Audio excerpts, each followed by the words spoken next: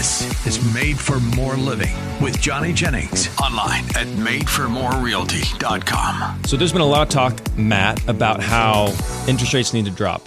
If the federal fund rate drops, if they drop the federal fund rate, then that'll have a trickle-down effect. Mortgages will be cheaper.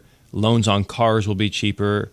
I mean, there's even talk that if he can get it down to if President Trump can get it down to a certain point, that he can even eradicate over $400 billion in debt from the nation's books. And so there's a lot of talk about getting these interest rates down. But what I find interesting is a juxtaposition. So there's typically nothing new under the sun, right? There's always been somebody that's, not always, most of the time, there's been somebody that's done something similar. And so let's see how that played out for them. I get it. Every situation's a little bit different. Right. But Japan, do you know what their Bank of Japan interest rate is? No. What is it? 0.5%.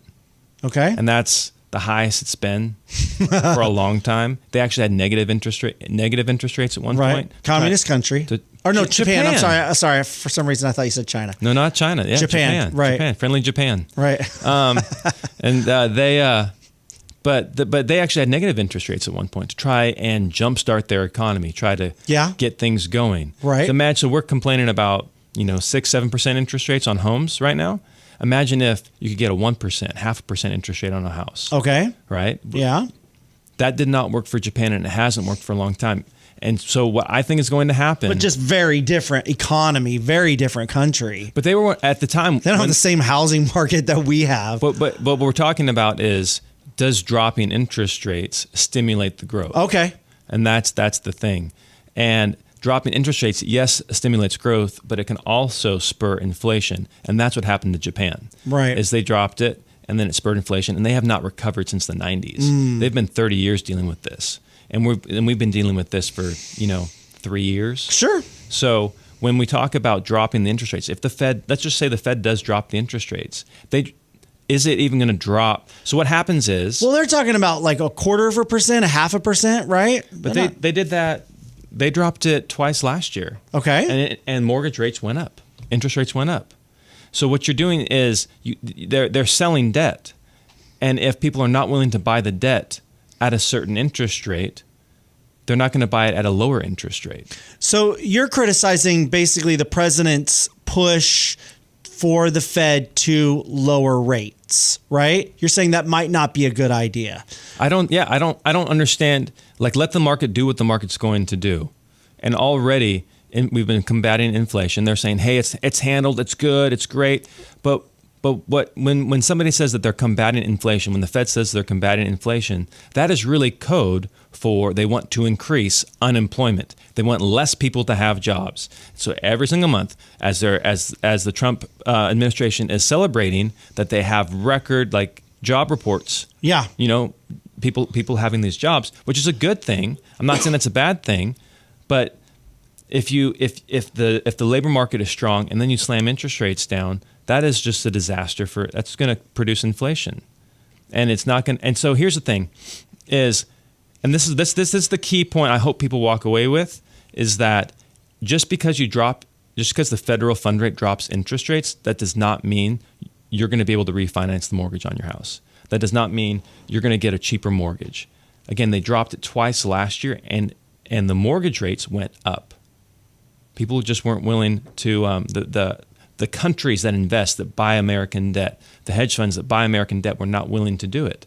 It was not seen as a sound investment given the times. So even if they decide to drop another 0.25%, another 0.5%, is it really going to have an end result on the consumer? I don't think it will. I think the Fed is on the verge of losing control, similar to how the Bank of Japan lost control in the 90s. Well, that's why there's this pushback. And that's why they said they're taking their time and that they may do 2 cuts this year, but they're going to wait and see. So, they said they were going to do 4 cuts at the beginning of the year.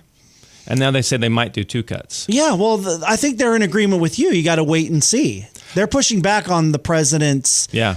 I think Jerome Powell has done a fantastic job.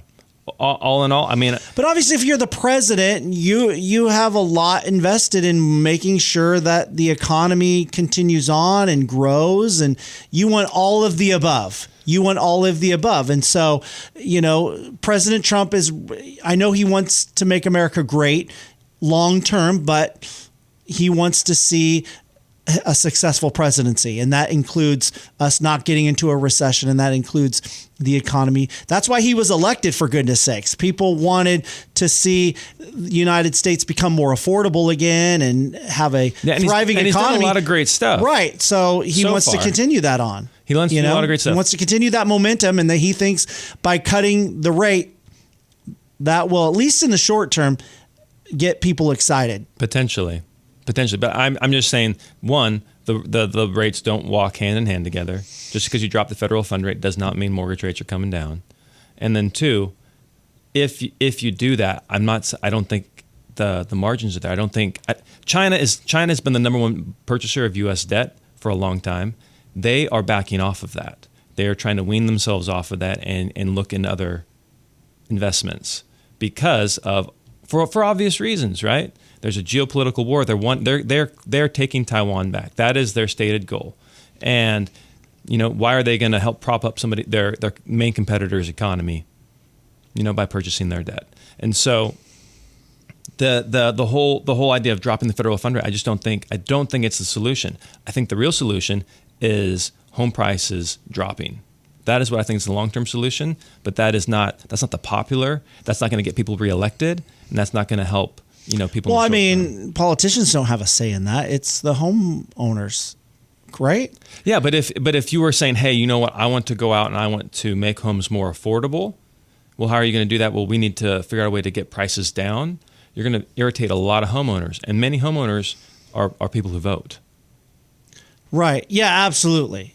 And so if you're taking money out of their pocket, to help other people get into home ownership, that's not necessarily a winning ticket. And what the Republicans, now the big beautiful act or whatever they call it, bill has been passed. They need to perform, and if they don't perform, a lot of them are going to lose seats. Yeah, I get you. Right, and so by dropping the interest rates, I think short term, Trump's hoping that it will give them the bump that they need to get past those midterm elections. Yeah, but long term, it's just going to cause more pain. Well, that's why he's taking his time, and that's why you have this balance of power. I love that. I love the balance of power. Like there's so many people out there who are like, hey, let's get rid of the Electoral College, or let's move to socialism, or there needs to be they just don't understand what they're really talking about. Like the whole balance of power, the grittiness of like Trump fighting with the judges, or like the House and the Congress not getting along. Right. That's the beauty of that's the beautiful thing about American politics. Yeah. I agree. So do you think that homeowners have just been spoiled over the past, number of years, and they just need to come to reality that you're not going to get what you've seen so many of your neighbors get over the past decade, and that we're entering a season of reality of lower home prices? So there's a lot of different things there. So obviously, the market is cooling in the Sacramento region. You just flip on the news, you look up any stats, you see it in any newspapers. You can read this. This isn't just a realtor giving you biased information. The market is cooling, but the good news is, if the market's cooling and you're selling a house, most people need a place to live. So if you're selling a house, that means you can also buy a house for less money. So it's not all bad to have prices soften a little bit. But where it does end up hurting people is if they are retiring and they're planning to move out of state and they want to buy a place in like a state that's less expensive. Right.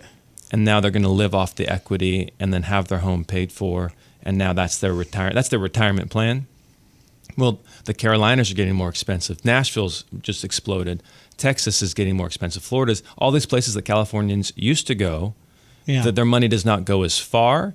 And combine that with their home prices not just going gangbusters, crazy expensive compared to those other places. That's where softening prices is going to, I think, hurt more of that interstate migration. Because why would I sell my house here, buy a comparable house there, and then have to deal with no friends? I have no support system. Like if there's a financial incentive, we see many people doing that. But if there's no financial incentive, then why am I going to take the emotional right hit. You know? Yeah. Yeah.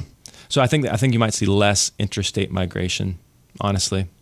Depending on what happens with gas prices over the next couple of years. Oh my word, yeah. That's I'm really curious. Because it doesn't matter. Everybody's going to feel that pain. They've been coming down, and someone's just like, oh, please just stay down. You know?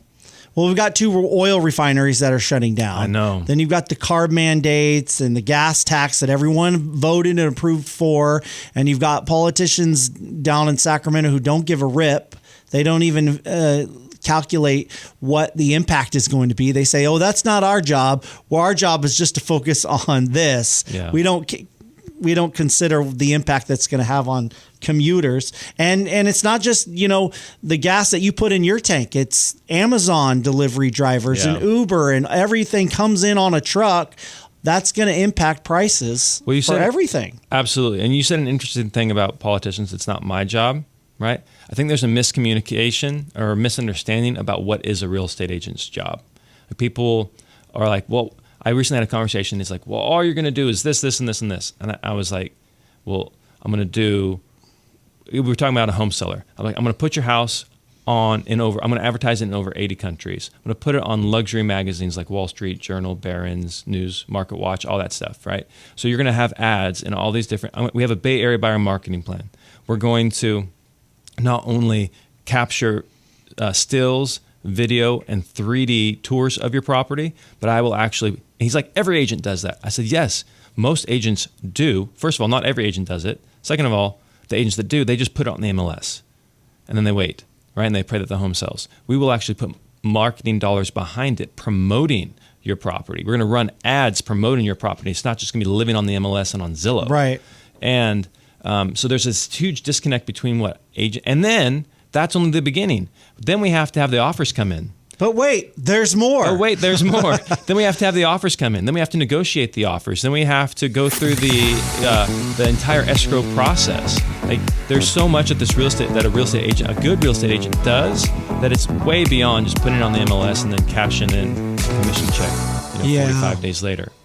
If it was that easy, there'd be people staying in the industry longer than a couple of years. Right. So if you'd like to learn more about how we can help you still get top dollar for your home in today's market, just go to madeformorerealty.com. I think that's it for today's show.